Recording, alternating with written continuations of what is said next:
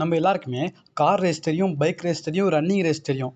ஆனால் இது என்ன பெட் ரேஸு அப்படின்னு பார்க்கும்போது, இந்த ரேஸ் எங்கே நடக்குது அப்படின்னு பார்த்தா கிட்டத்தட்ட இங்கிலாந்தில் ஷாக்சைன் நகர் அப்படி சொல்லிட்டு ஒரு நகர் இருக்குது. அந்த சிட்டி, அந்த சிட்டியில் தான் வந்து இந்த பெட் ரேஸ் அப்படி சொல்லி பெட் ரேஸ் தான் நம்ம பேர்லேருந்தே தெரியும்.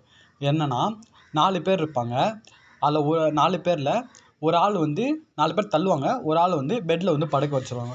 படுக்க வச்சுட்டு 4 பேரும் 4 கார்னர்லேருந்து தள்ளி வந்து கொண்டு போகணும். ரேஸ் தான். அவங்க 4 பேரை தள்ளி யார் வந்து ஃபஸ்ட்டு அந்த ஃபினிஷிங் பாயிண்ட் அடைகிறாங்களோ அவங்க தான் வந்து வின்னு. இந்த ரேஸ்லேருந்து யாருக்கும் 4 பேரில் யாருக்கு ஈஸின்னு பார்த்தோன்னா அந்த பெட்டில் படுத்துறவங்களுக்கு தான் ஈஸி.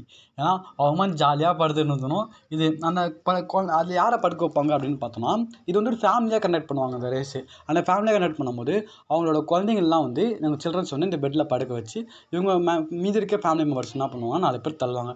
இந்த ரேஸ் வந்து இந்தியாவில் நடந்தால் எப்படி இருக்கும்னு சொல்லிட்டு